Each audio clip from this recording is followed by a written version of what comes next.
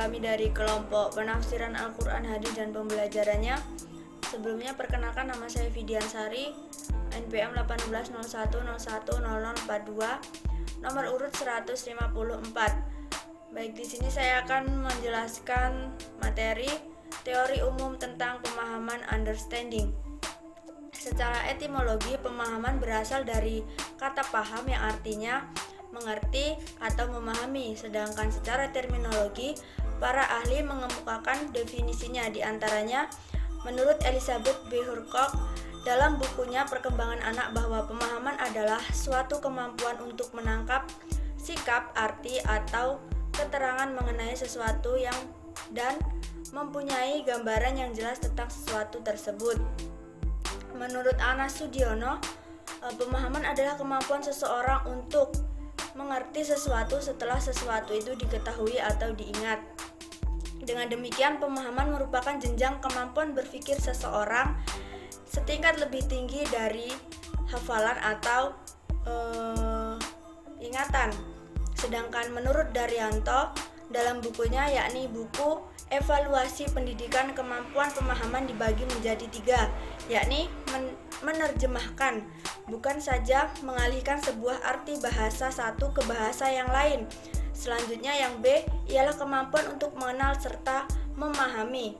Yang ketiga, mengeksplorasi, yakni lebih tinggi sifatnya dari menerjemahkan dan mengartikan suatu bahasa.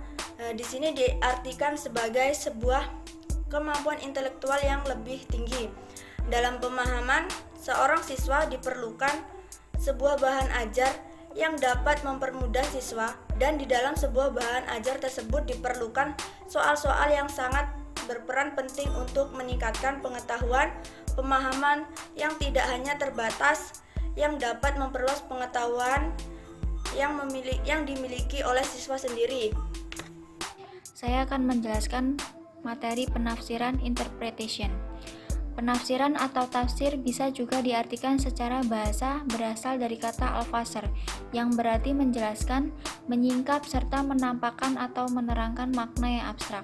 Sedangkan tafsir menurut istilah adalah ilmu yang membahas tentang cara pengucapan lafaz-lafaz Al-Quran, tentang petunjuk-petunjuknya, hukum-hukumnya baik ketika berdiri sendiri maupun ketika tersusun, dan makna-makna yang dimungkinkan baginya ketika tersusun, serta hal-hal lain yang melengkapinya. Tafsir merupakan salah satu sarana yang diperkenalkan oleh para ulama untuk memecahkan dan menjawab kebutuhan manusia. Menurut Ali Zafar dalam Manahijal Musafirin, ia mengatakan tafsir adalah pengetahuan tentang kalam Tuhan dari semua sisinya sehingga menghasilkan sesuatu yang benar-benar diketahui atau hanya perkiraan dari apa yang dimaksud olehnya sesuai dengan kemampuan akal manusia. Hal ini sesuai dengan firman Allah dalam Al-Quran. Kata tafsir mengandung arti keterangan atau penjelasan sebagaimana firman Allah Quran Surat Al-Furqan ayat 33. Wala ya'tunaka bimasalin illa ji'naka bil haqqi wa ahsana tafsiran. Tidaklah orang-orang kafir itu datang kepadamu membawa sesuatu yang ganjil, melainkan kami datangkan kepadamu sesuatu yang benar dan yang paling baik penjelasannya. Maksudnya, setiap kali mereka datang kepada Nabi Muhammad SAW membawa suatu hal yang aneh berupa usul dan kecaman, Allah menolaknya dengan suatu yang benar dan nyata. Mengenai penafsiran, ada berbagai metode penafsiran, yaitu cara-cara digunakan untuk menafsirkan Al-Quran. Yang pertama, metode muqorrin adalah suatu metode tafsir yang dilakukan dengan membandingkan ayat-ayat Al-Quran yang memiliki redaksi berbeda padahal isi kandungannya sama, atau antara ayat-ayat yang memiliki redaksi yang mirip padahal isi kandungannya berbeda.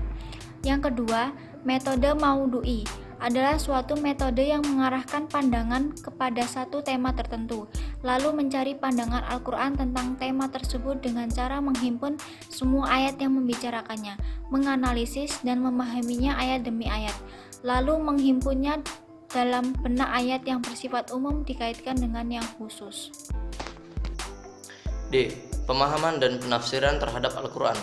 Dalam kehidupan agama, penafsiran dan pemahaman sangat penting karena kedua hal tersebut sangat bersangkutan.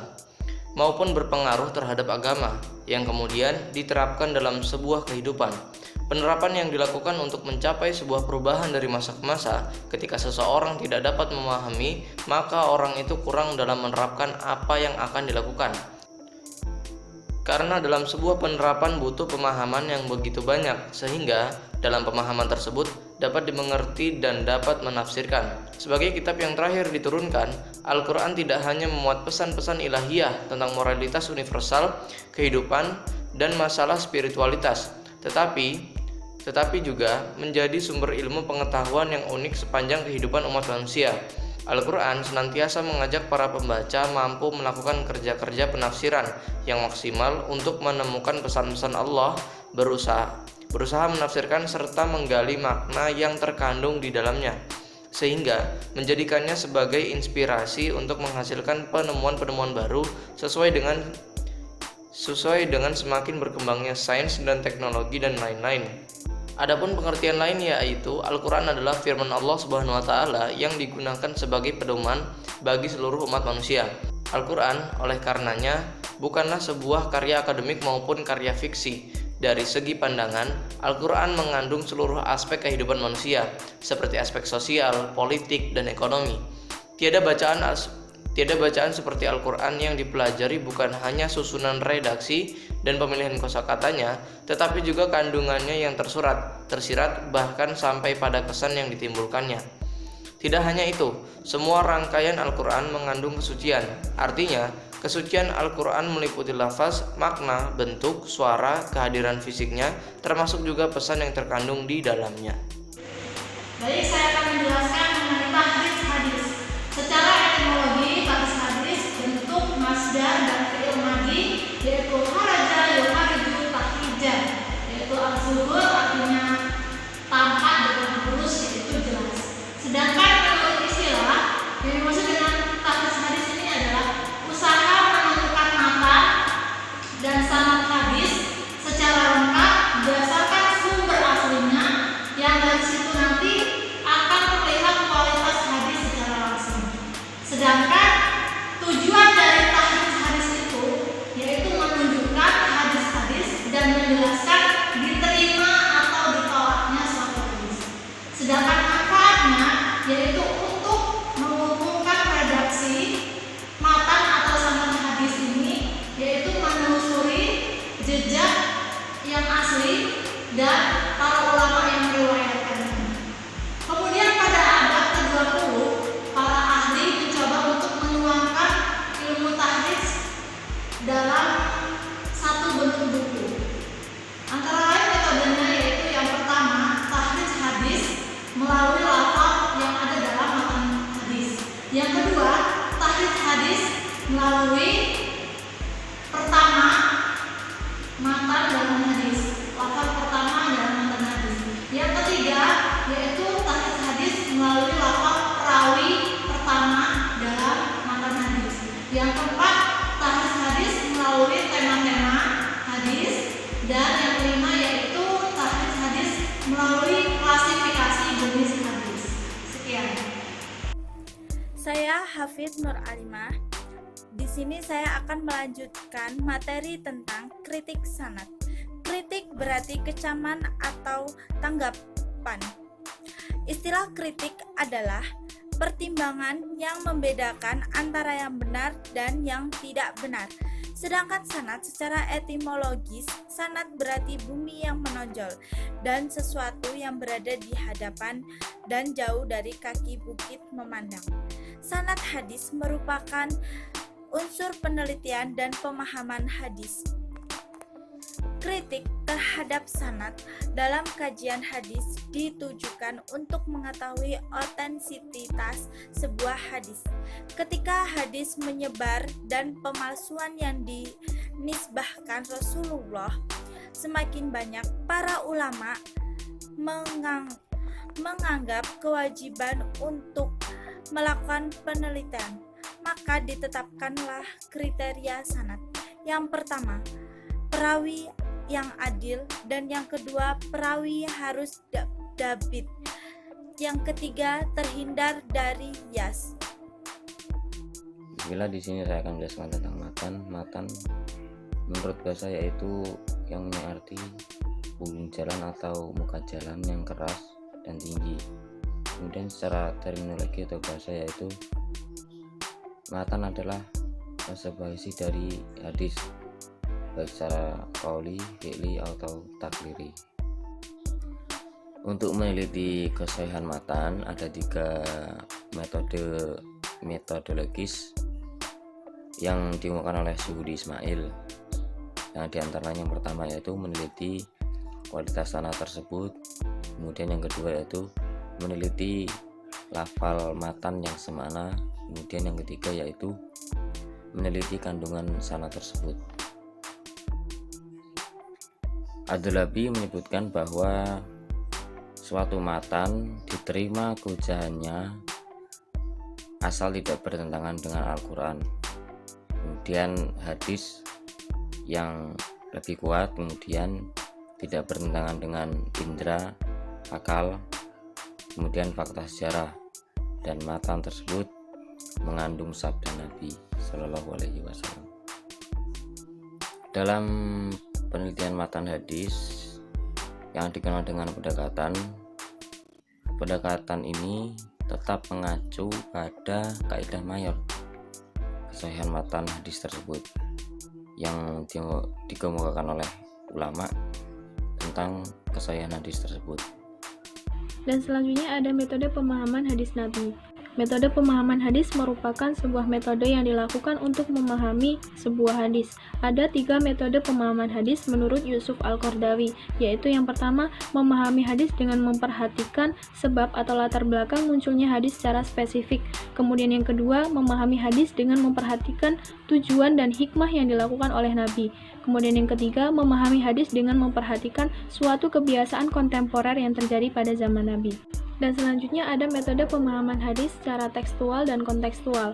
Metode secara tekstual yaitu metode pemahaman hadis dengan tanpa memperhatikan sedikit proses panjang sejarah terkumpulnya hadis dan proses pembentukan ortodoksinya. Dengan kata lain, hanya berakar pada teks-teks materi sunnah dan naskahnya saja.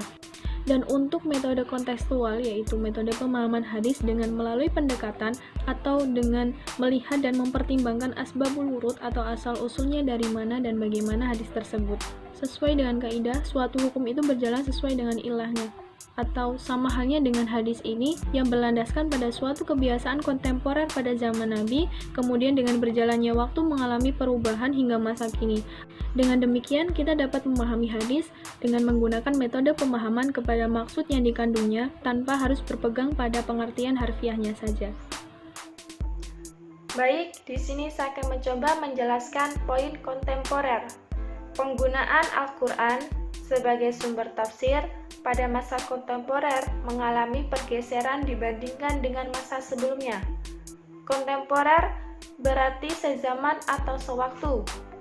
Kontemporer adalah penafsiran Al-Quran yang muncul dan berkembang dimulai semenjak akhir abad ke-19 dan sampai saat ini.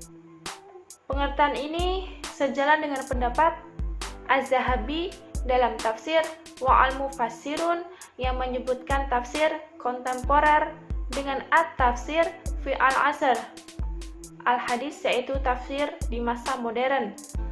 Tafsir kontemporer mulai muncul berkenaan dengan istilah pembaharuan yang sangat gencar dipopulerkan oleh beberapa ulama yang menginginkan Islam sebagai agama yang sudah ada sejak 14 abad.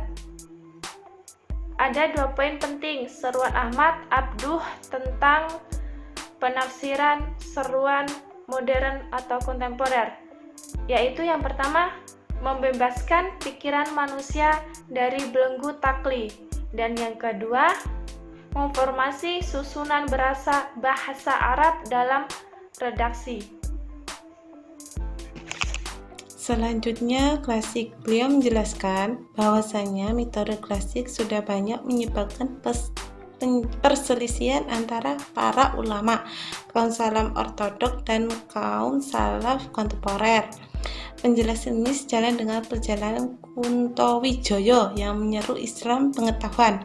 Artinya, mengislamkan ilmu pengetahuan secara komplit dan abstrak tanpa dikendalikan oleh kekuatan yang perkecil ruang lingkup berpikir umat Islam.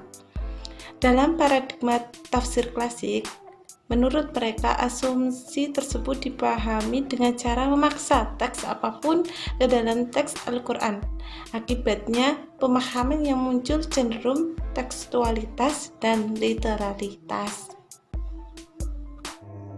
Baik, melanjutkan materi yang selanjutnya, yaitu di bagian yang modern. Kata modern yang penulis pakai sebagai kategori mufassirun memiliki makna yaitu sejalan dengan semangat pemurnian Islam yang diawali oleh Muhammad Abdul Wahab pada abad 18 Masehi, yaitu artinya mengembalikan Islam sesuai dengan yang dinyatakan dalam sumber imannya, yaitu Al-Quran dan As-Sunnah. Jadi penafsiran di sini itu artinya menguraikan ataupun menjelaskan isi dan kandungan dari Al-Quran maupun hadis, yang dibagi menjadi metodologi sejarahnya menjadi 3 ranah, yaitu yang pertama dari kontemporer, yang artinya kontemporer itu menafsirkan sesuai dengan isinya zaman atau seiring dengan waktu. Yang kedua yaitu sesuai paradigma tafsir klasik. Menurut mereka asumsi tersebut dipahami dengan cara memaksakan konteks apapun ke dalam teks Al-Quran. Akibatnya pemahaman yang muncul cenderung tekstualis dan literalis. Dan yang ketiga yang terakhir saya jelaskan tadi, yaitu yang bagian modern, yaitu sesuainya dia lebih mengembalikan pemurnian kekuatan Islam atau yang isi dalam kandungan Al-Quran dan hadis kembali sesuai dengan isi Al-Quran dan